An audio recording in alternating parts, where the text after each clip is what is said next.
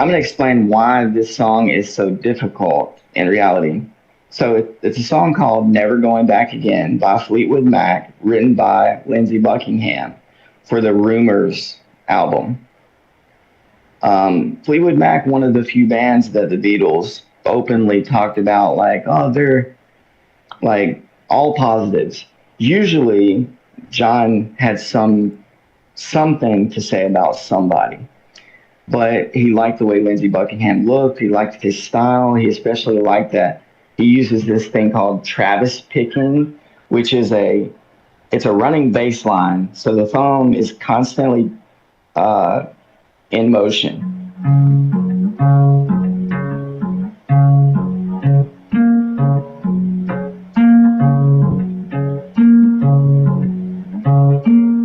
So that's the running bass. Where it gets crazy is that the other fingers are doing this kind of a triplet pattern. So like,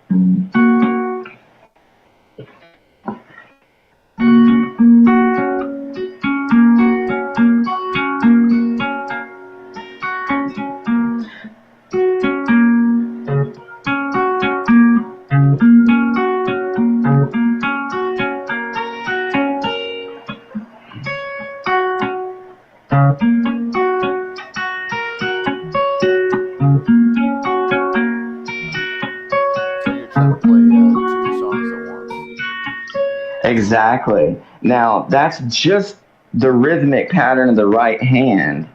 What the left hand is doing is changing.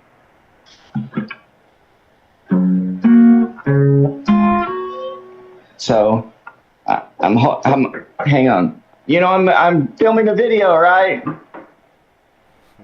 You got that? It's our first attempt during the day. Sheesh, yeah. So I'm tuned to D. So all that means is the top string is tuned down, so it's already in the chord, the key of D. So I'm barring the second fret, meaning holding down everything but the last two strings, and then I'm going to make this little half chord,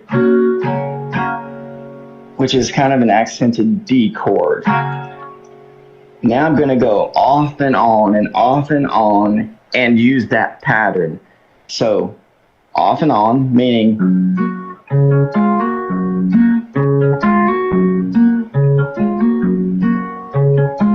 that's the first little boom, bum, da, da, da. Let me back this up a little bit.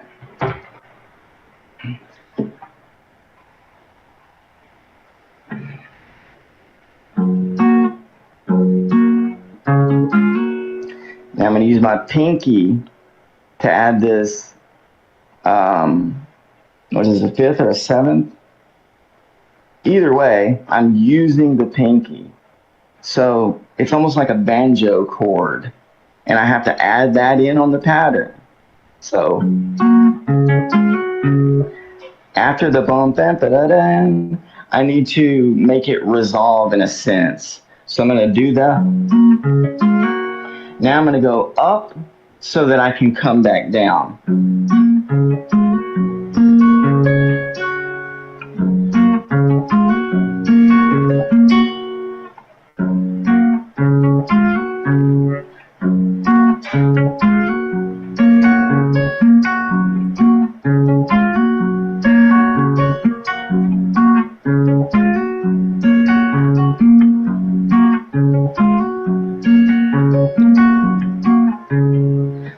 Now I'm coming back down.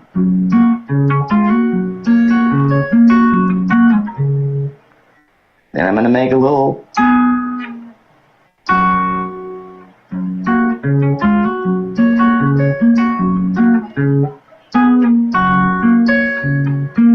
Now this is the really truly hard part, because it's a reach that your fingers can't do, especially my little fingers. Although I've trained my hand to do these long reaches, I'm reaching 4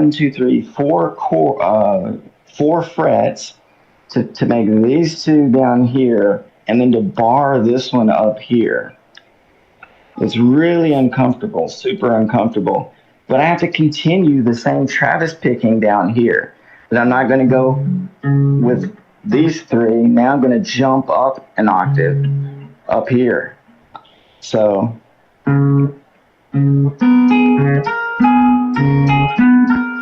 that's the other thing. Dun, dee, dun, dee, dee, dun. So this.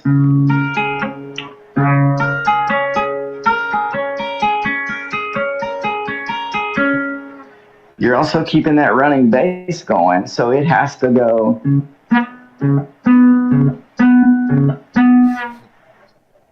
That's a different time than the fingers are going.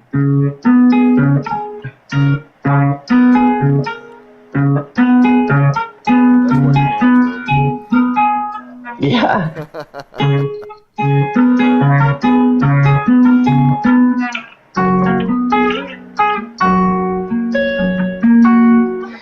So it's really dancing around the chord of D, while the thumb runs the whole time. It's thump thump thump thump thump thump thump thump thump thump thump, and then the fingers are going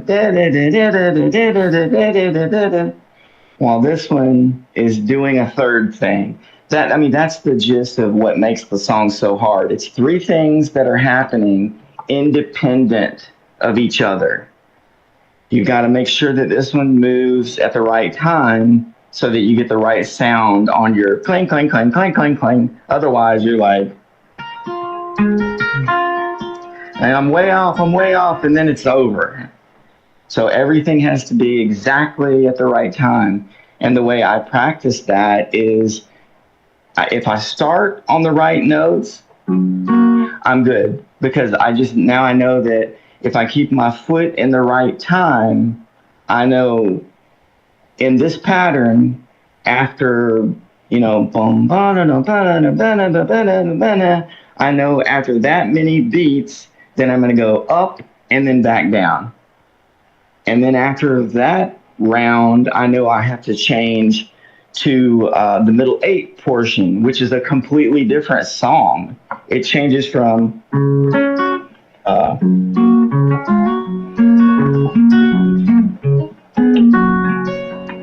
and then you come up here.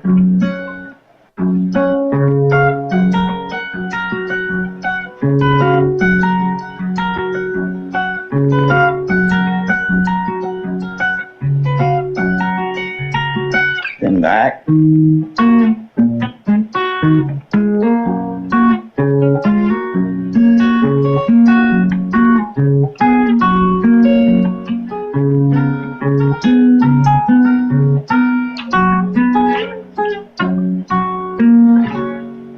If any of those fingers are weak, it mutes the string, by the way. And if your barring finger is weak, the one that's the furthest down, so it's easy to let that finger come off a little bit. By the way, the secret trick, if you're having trouble making these squeezes happen and you're like, oh, my hand is like cramping or I can't squeeze hard enough, then pull the guitar to your body and just pull it with your hand like this and don't use your thumb. That's what I'm doing. I'm just making these shapes like this. So I'm not using the thumb at all. I'm pulling it to my... Yeah, exactly. I'm pulling it to my body, keeping my thumb back here, and then going like... What the heck just happened?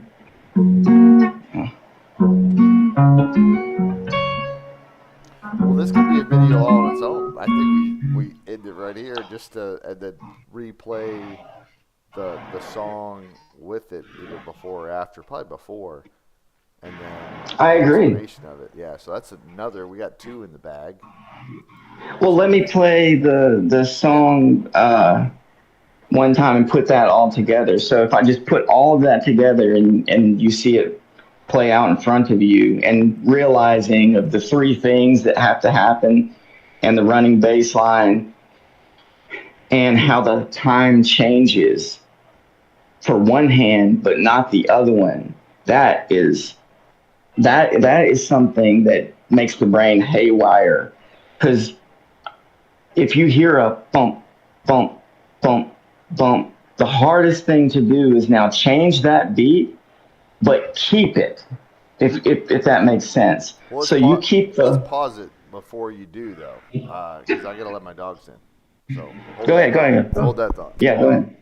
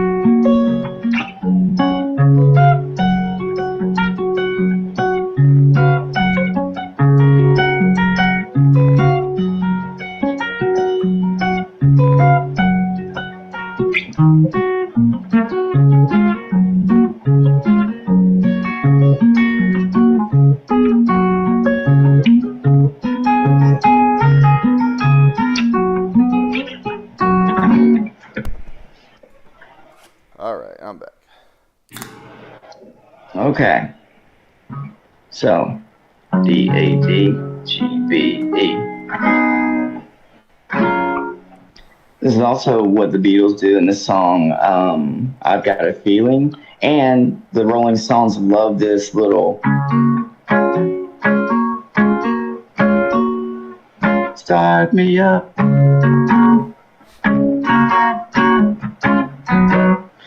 I don't know the song, but that's the. I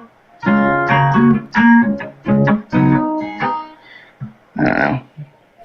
It's a good sound anyway. So the song, it goes like this.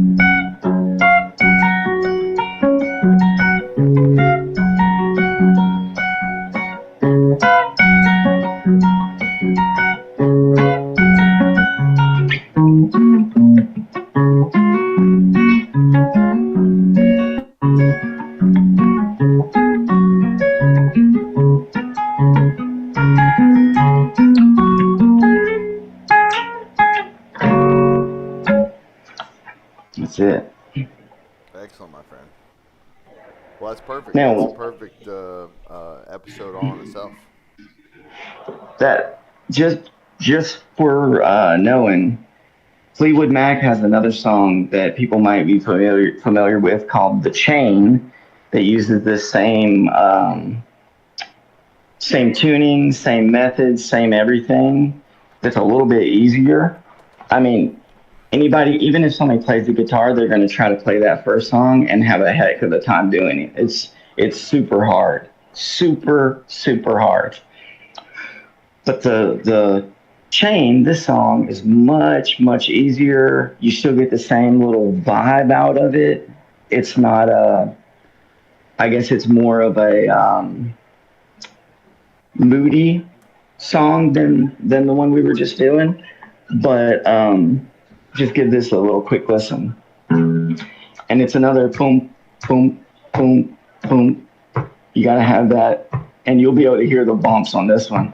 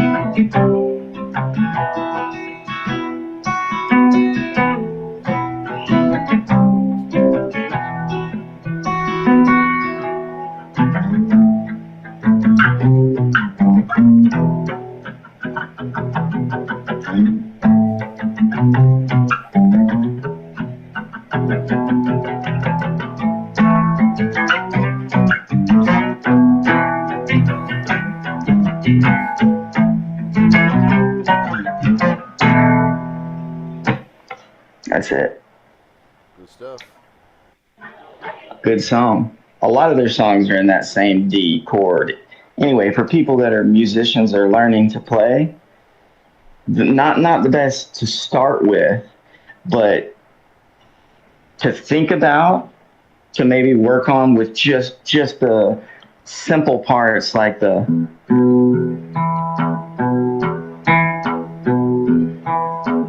hey, start somewhere.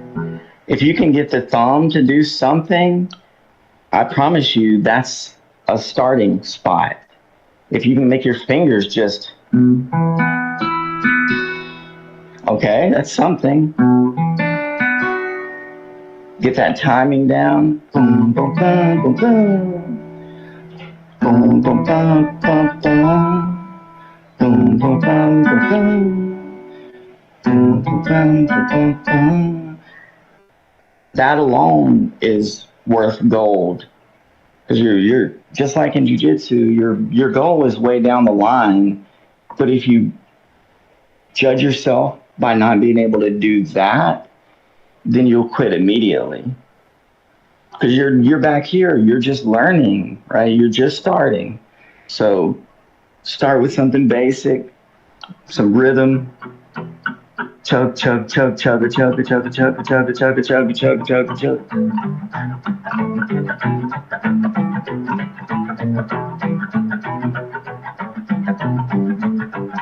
So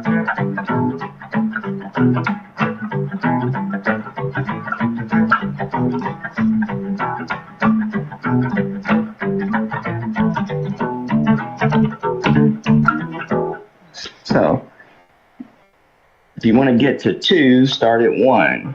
That's this whole thing, I guess, is more than just about showing a very difficult song to play. It's my, as a guitar teacher and somebody that can get somebody from A to B. My recommendation is to, for one thing, play and play and play and play endlessly. Just play. Your fingers are going to hurt, and that's going to be your first indication that you're doing the right thing.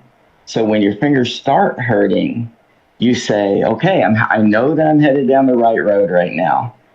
Then they're going to turn into little knobbly, like almost like wood. Like the ends of my fingers feel like wood.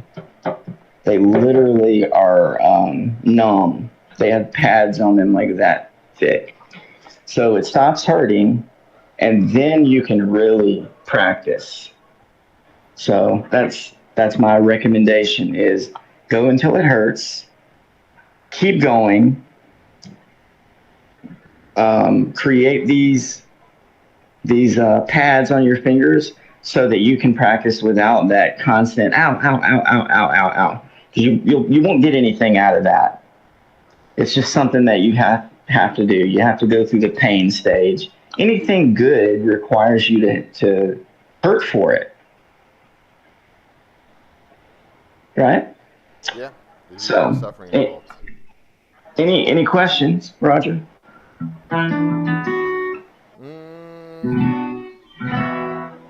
You said you would start with just the thumb, and then try to add the 2 fingers playing the bottom half. Yeah, I would start if we're in D, tune to D, and you can go to YouTube and put in like guitar tuning D, and it'll play a video where you can tune your guitar, or if you have a tuner, you can tune it to D. It's just one string tunes down.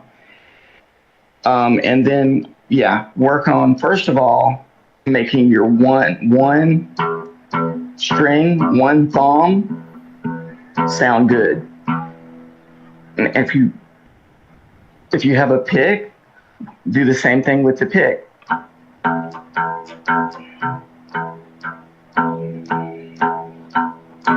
Start there, and then go up the string. So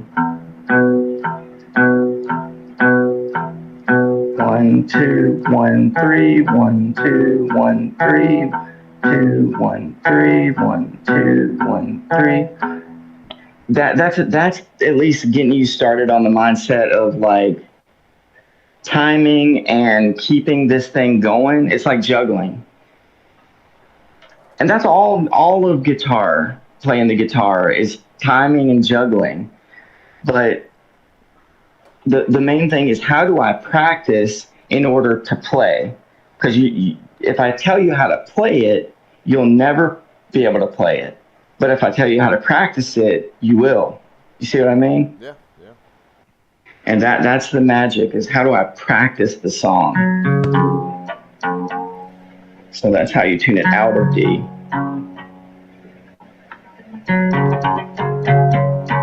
One thing we need to buy, and especially if you have some extra money, I saw these microphones at Best Buy. I've seen them at Walmart. They're about $100, $150.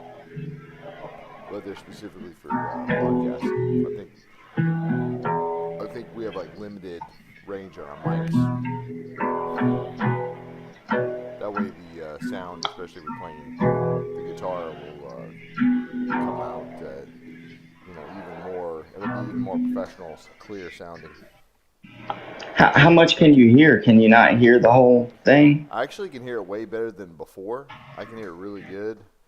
compared. Remember when I would tell you like, hey, it's not picking up on the mic at all. It had like a background noise filter that was like filtering out the guitar entirely.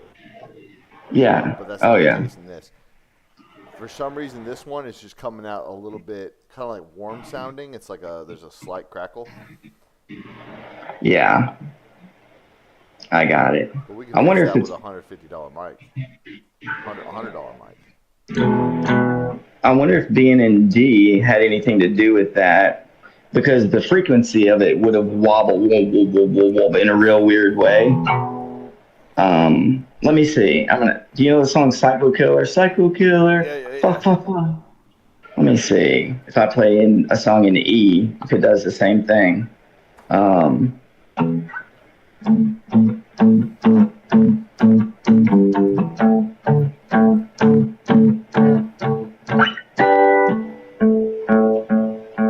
What did I tell you? We finally closed on our house. We got a house, new house. no. Yeah, Sophie was looking at a bunch of houses, and I was like, I just want one that we can get a really great deal on, that you like, that's in the location that we like, which is close by here. And she found one. It's on the other side of the highway, closer to her parents, in like a little cul-de-sac, which I like.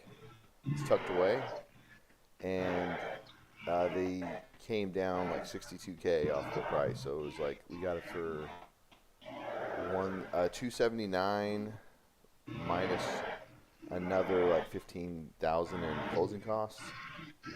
What made you want to leave that place? Well, we're renting, right? So rent's like $2,200, right? With the loan that we got, we right now, since I guess the rates are high, banks are like doing all these special loans. So it's technically not an FHA; it's a conventional loan, zero down. So no private mortgage insurance. Also, since it's conventional, and there's a thing you can do with your taxes. It's called a homestead exemption. You can put that on one house. So it brings like our total payment to 17. Nice. So yeah, but we're downsizing as far as like size. So we're going from like a 27 square foot. You know how big my house is that I'm renting, and we're going down to like 1600.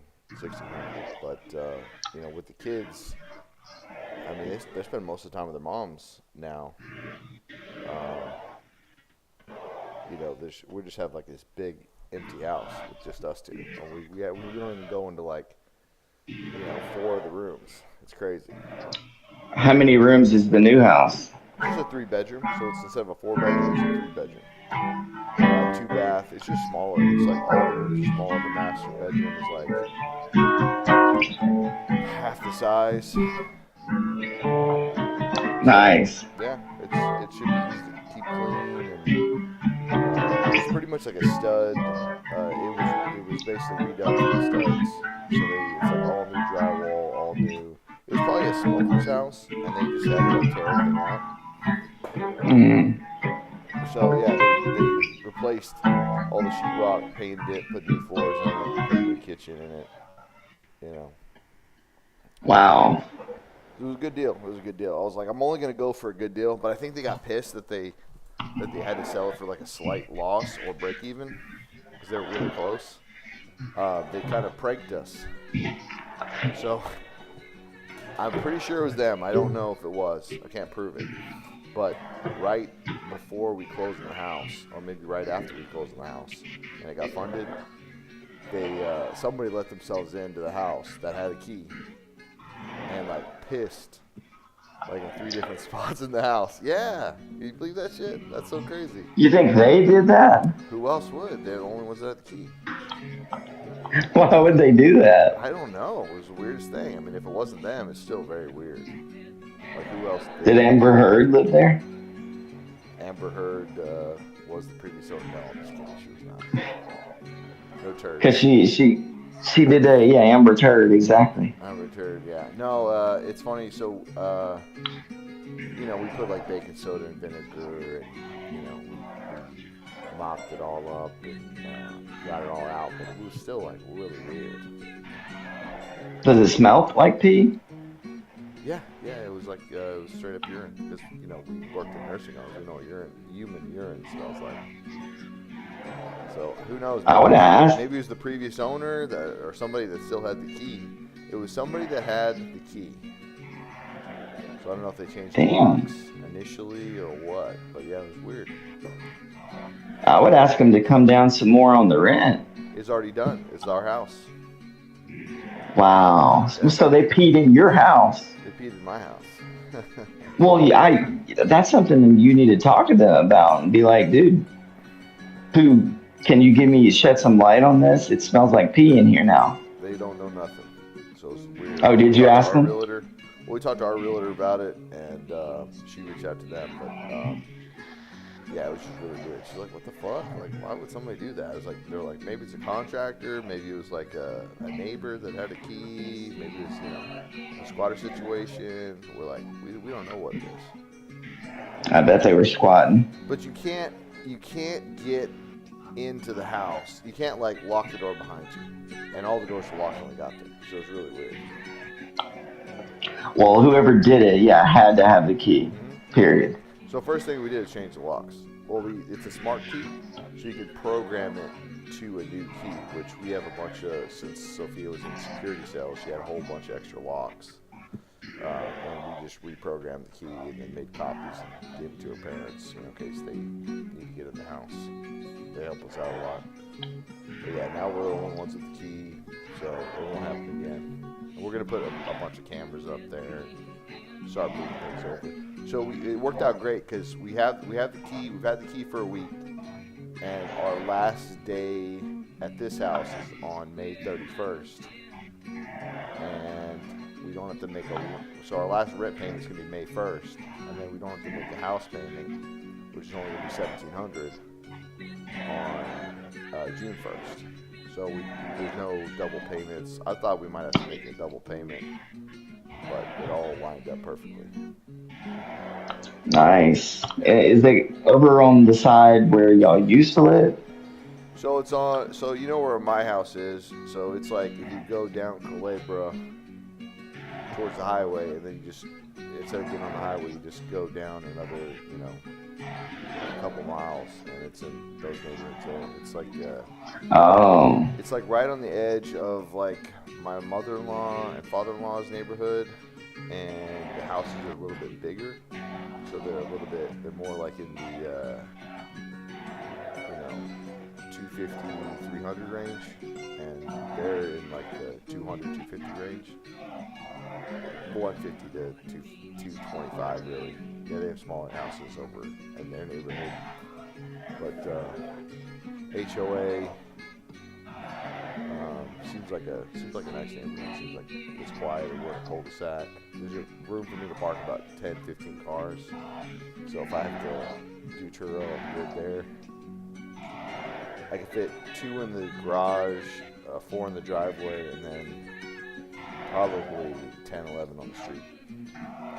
Nice. Curb all the way to the stop sign.